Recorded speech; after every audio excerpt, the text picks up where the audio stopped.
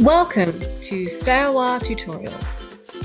If this is your first time here, we offer bite-sized revision videos on various pathology topics affecting each of the organ systems. We hope you'll find our videos fun and informative. Hit that like button, comment, and don't forget to subscribe. Now let's get revising.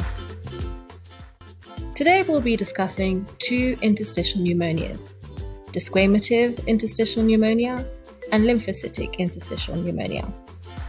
Let's start with Desquamative Interstitial Pneumonia. What is it?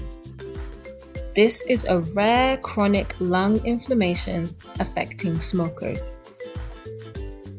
Etiology. As the disease occurs primarily in smokers or previous smokers, it is believed that cigarette smoke causes direct damage to the lung parenchyma, or the production of free radicals may lead to damage. All is known is that the disease process involves mononuclear cell infiltration of air spaces. These cells, consisting of lymphocytes, plasma cells, and eosinophils, affect the lung uniformly, with the alveolar squamous cells losing their morphology and becoming more cuboidal. Symptoms. These symptoms are often mild and non-specific, making desquamative interstitial pneumonia diagnosis of exclusion. Symptoms are progressive dyspnea and a non-productive cough. Diagnosis. Patients may benefit from a chest X-ray, which can display areas of opacities. CT scans may also be used for a clearer resolution. Ground glass opacities and cysts may be present. Honeycombing may also be visible. Treatment. As the disease occurs almost exclusively in smokers, the most beneficial treatment available is smoking cessation, followed by cytotoxic drugs. Now let's move on to lymphocytic interstitial pneumonia. What is it? This is another less well-known interstitial lung disease. It is where lymphocytes infiltrate the alveolar interstitium. Etiology. The etiology is unknown, but is believed to have an autoimmune element, as it may be associated with Sjögren's syndrome, which is a chronic, system-wide inflammatory condition, also of unknown etiology.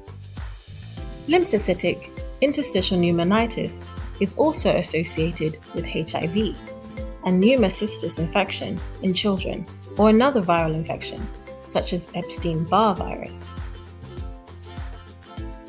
Symptoms. Patients may experience a progressive cough and dyspnea, and sometimes these may be the only symptoms a patient may have, which is the same as desquamative pneumonia. Diagnosis. As the symptoms resemble many other diseases, a definitive diagnosis should always be attempted where possible with a chest X-ray, a CT scan, lavage, or biopsy. Chest X-ray may show examples of nodular or alveolar opacities and cysts. CT scan may show examples of pleural involvement with nodules, thickened bronchovascular bundles, and ground glass opacities. Treatment. Corticosteroids and cytotoxic drugs can be used to help slow the progression of the disease, but this is seldom curative, and efficacy of these treatments is quite poor. I hope you enjoyed this bite-sized revision video on desquamative and lymphocytic interstitial pneumonias. Feel free to leave a comment, like, and subscribe if you'd like to see more videos like these. Also, head over to my Quizlet link in the description for free revision flashcards. Happy revising!